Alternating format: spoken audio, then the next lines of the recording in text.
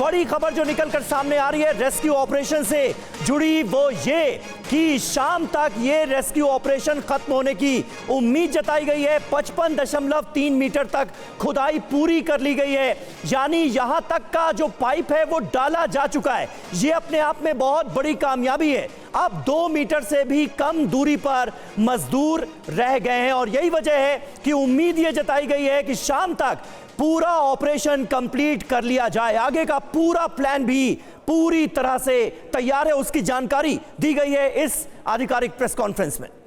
चलिए और अब आपको दिखाते हैं कैसे सिर्फ 2 मीटर का दायरा बचा है। ये समीर हम दर्शकों को समझाएं कि किस तरीके से ये खुदाई चल रही है।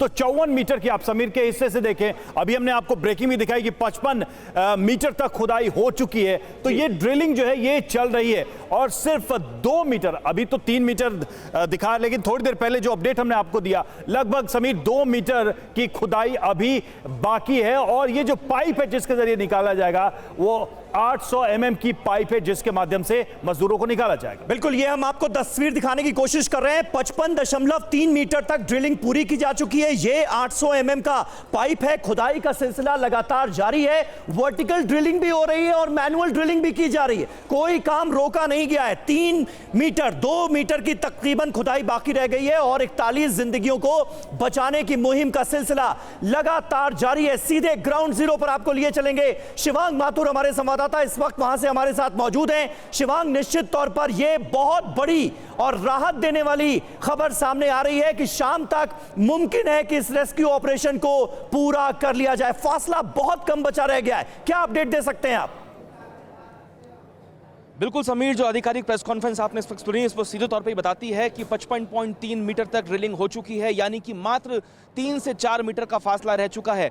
जैसे ही ये 3 से 4 मीटर का फासला खत्म होगा और मजदूर हमें नजर आने लगेंगे, इन श्रमिकों को तुरंत बाहर निकालने का काम एनडीआरएफ और एसडीआरएफ की टीम करेगी। मैं तुरंत आपको तस्वीरें दिखाता हूँ।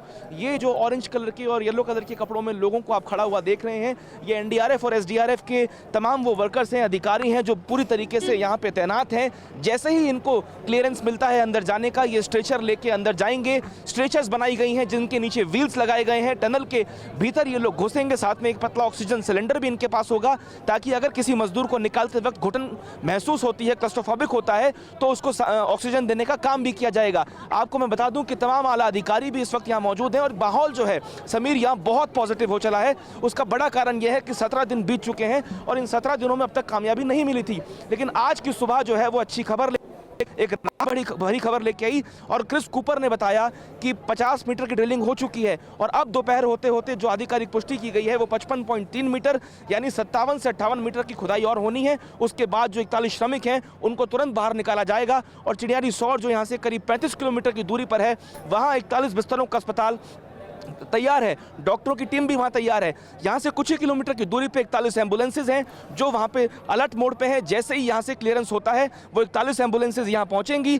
उसके लिए यहां पे एक ट्रैक भी तैयार किया है। मैं अपने कैमरामैन हरीश से कहूंगा कि वो आपको पास जाके दिखाएं और यही वो ट्रैक है जहां से वो एम्बुलेंसेज निकलेंगी। इसके साथ साथ 41 एम्बुलेंसेज को यहाँ पार्क किया जाएगा कुछ देर के अंदर और ये मान के चलिए कि 4 से 5 के भीतर क्रिस कूपर ने हमें बताया है, जो बाहर से आए हैं, ऑस्ट्रेलिया के टनलिंग एक्सपर्ट हैं अंडरग्राउंड, वो ये बता के गए हैं कि जो वर्टिकल ड्रिलिंग है वो बीच में बंद कर दी गई थी। हालांकि जो अधिकारियों ने बताया है कि वर्टिकल ड्रिलिंग चालू है, लेकिन जो सबसे ज्यादा पॉजिटिविटी पैदा यहां हुई है उसका बड़ा कारण समीर यही है कि जो मैनुअल ड्रिलिंग की बात हो रही थी, उस मैनुअल ड्रिलिंग के अंदर सफलता मिलती हुई नजर आती है